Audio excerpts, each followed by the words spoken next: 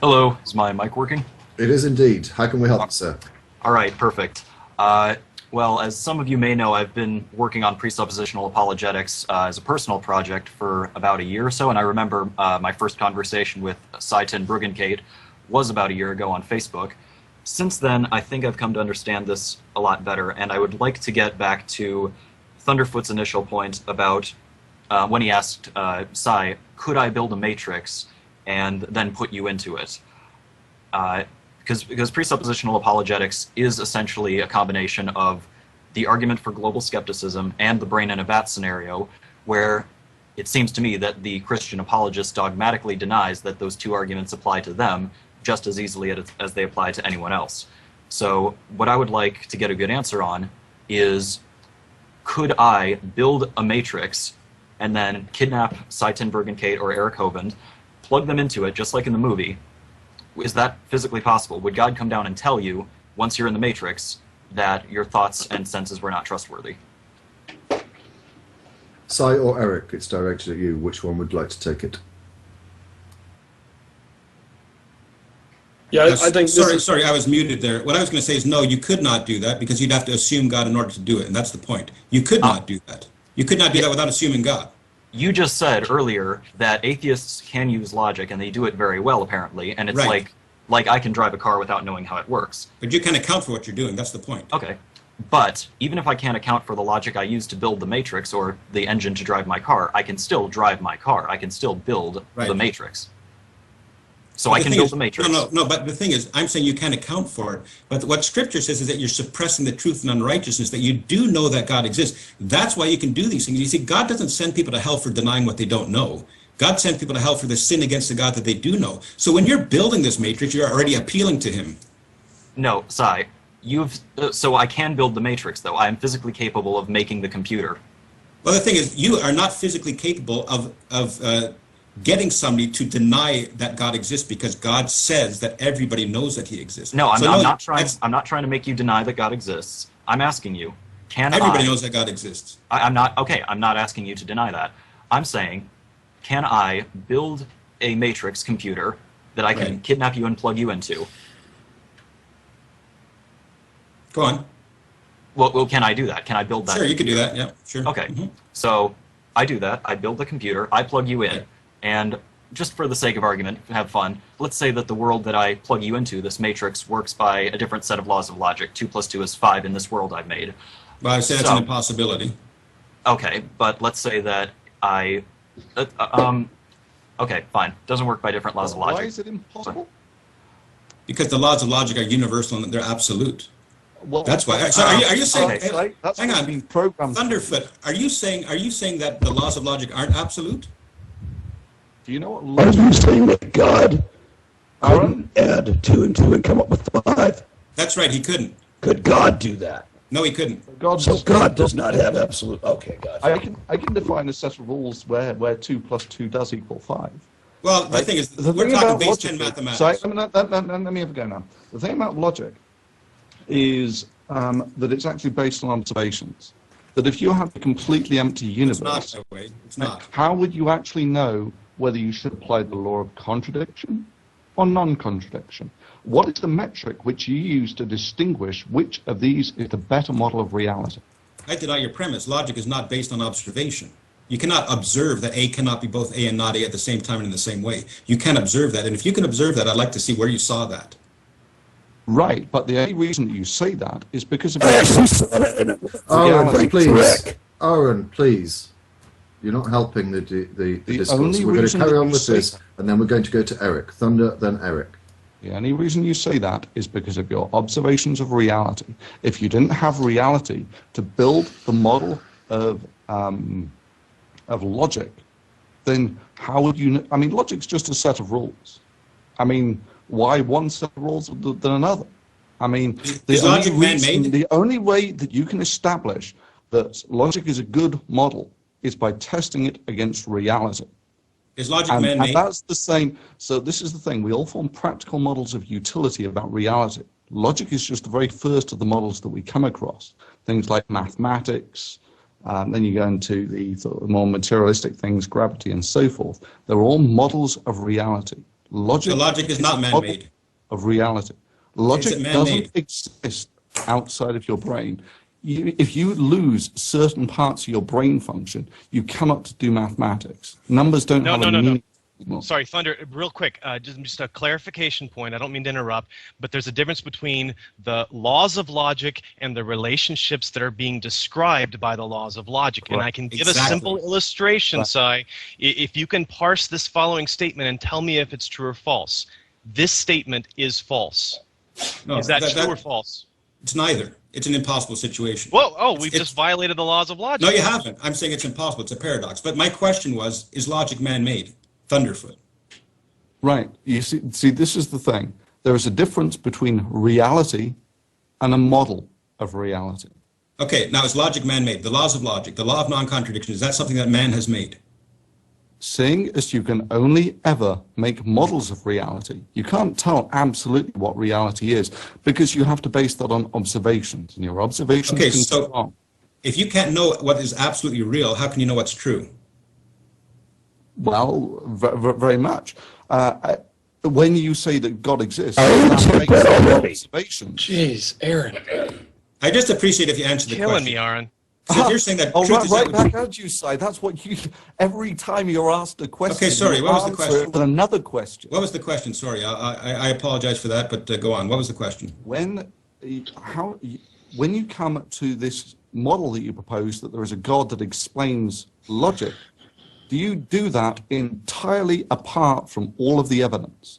In other words, if there was a completely empty universe with nothing in it, you would still start with, well, there must be God. Because Yes, evidence presupposes God. in which case we're done. I mean, this is why this is such a pure argument.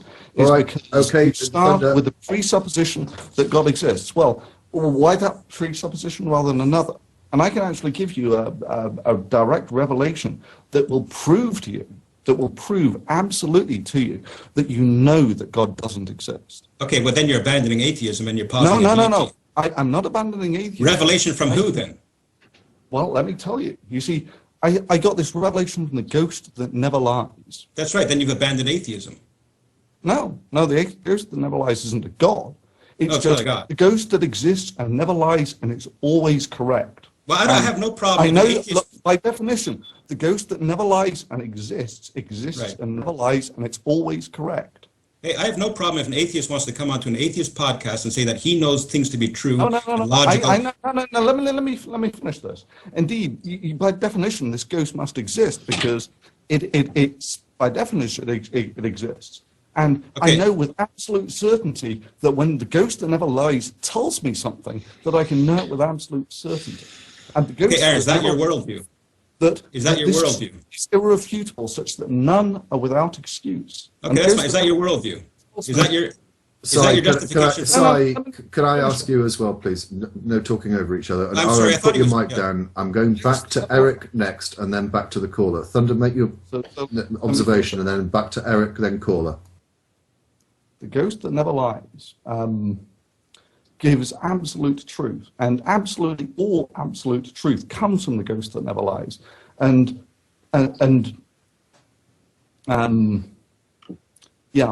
such that only the fool says in his heart that the ghost that never lies does not exist. Right. And the Is ghost that your that worldview? never lies, hang on, sorry. And the ghost that never lies says absolutely certainly that Eric and Si only claim their belief in this fictitious God because they are in rebellion and denial because they cannot handle the truth of the ghost that never lies. Okay, not a problem. Is that your The ghost that never worldview? lies offers this amazing prophecy to show that you do know that your God doesn't exist. Okay, And fine. I can tell you with Oh, man. absolute Si, certainty- please. I can tell you with absolute certainty that the ghost that never lies exists because of this prophecy, that you will deny the truth of the statements that the ghost that never lies, and thereby you will prove that ghost that never lies exists. So you see, Si, your very worldview is based on the existence of the ghost that never lies, and the God that the God that you worship, you are doing in pure denial. And it says so. The ghost that never lies directly tells me that you are in denial of the Right. ghost that never Thunder, lies. we've got the point. A very I've got quick the response from Si. Then Yeah, is Eric. that your worldview? Is that your worldview, Thunderfoot? Well, I've just told you that you don't believe in God. No, Right, I'm just okay. saying, is that your world? It's just a question. Okay, we're not getting anywhere. Let's stop. Divine. Stop. We're not getting anywhere. Let's go to Eric and then back to the caller. Eric. Wow, a discussion with atheists is so much fun. First of all, to correct a couple things. First of all, Aaron was confusing absolute knowledge with absolute truth. Absolute truth means that it cannot be wrong. Absolute knowledge means that you know everything. Second, Thunderfoot, you are abandoning atheism in order to try to defend your atheism. And this gets back to something very, very basic and very, very simple. Hang on, let me just finish here. This gets back to something very, very basic and simple. Thunderfoot had said in the interview that he could be wrong. Then later he kind of recanted that and said, well, you can't be wrong. God cannot exist. And this gets back to just, again, something so basic. And why I believe there is the big controversy, because atheists will try to say, listen, I'm admitting I could be wrong. How come you Christians are so stinking prideful you can't even admit that you could be wrong? It sounds like that's what a lot of Aaron's rants are. I couldn't be wrong, Eric. Okay. I just told you that it was impossible for me to be wrong. I just told you Thunderfoot, that you are in... Sorry, please. The only way you could know that is if you had all knowledge or revelation from someone who does have all knowledge. The one who has all knowledge would therefore be God. But Eric, I will throw the same question back at you as I threw at Si. How do you know that the revelations that you've been the recipient of are accurate and true, and that you're not being deceived? Now, you're not going to like our answer, even though it's been given many times. We say that everybody knows God exists, and the God of the Bible can do this and has done that. Okay, so, again, I don't like you're your not answer. going to like that. I don't like your answer. Let's go back to the caller, Alex. Yes, I think we're getting off topic, and this is why it's such a confusing field of debate. I was talking about the question, can we trust our thoughts and senses?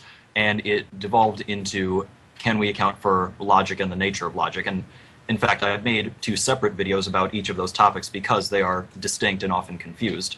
Would it be okay if I got back to my original question? Please do. Okay. So talking to Si and Eric, my question was, and I believe we already got an answer, can I build a matrix computer that I could plug you into? Yeah, I think we got the answer yes, so move on to the next point. Yes. No, it was no. The answer was no. Si said it was impossible for you to put him into a computer where he didn't like the rules of logic. I'm saying that logic has to apply. I'm saying logic has to apply. That's my point. Go on. Okay. Move on to your next point, Alex. I can concede that logic applies. But the fact remains that you would not be able to trust your senses. They would be completely deceived, and by extension, your thoughts, based on those senses that you receive, would also be untrustworthy. My question is, how do you know that I haven't built this computer and that you are in it? Because God reveals some things to us such that we can be certain of them. Okay. Just like the ghost that never lies. Oh, no, I don't like the ghost that never lies example, but I like the Matrix example because there's this. We do have an example, an analogy of the Matrix in real life, which is schizophrenic people. So if I were a schizophrenic theist, and I come up to you and I say all this crazy stuff that a schizophrenic person would say, but then I say, God has revealed this to me such that I can know for certain that my thoughts are accurate. How do you know you're not that schizophrenic? Well, it's a fallacy of hasty generalization to say because some people claim false revelations that there's no true ones. That's a logical fallacy. The thing is, what I'm saying is that God does reveal some things to us such that we can know them for certain. What else you claim, is irrelevant. Can God reveal to a schizophrenic that such that he knows for certain that he exists? Absolutely. God can do that. That's the point. So how do you know that you are not this person, this schizophrenic Because theist? God has revealed it such that I can know. See, the thing is, what you're actually bringing up is a problem for you. Because there are such people in this world, and unless you have revelation from God, you have no way of knowing that you're not that person. And that's the problem. Because God can reveal such that we can know for certain that we're not that person, whereas you have no avenue out of that. And DPR, I think that 2 simple questions reveal what Si and I are basically trying to get across.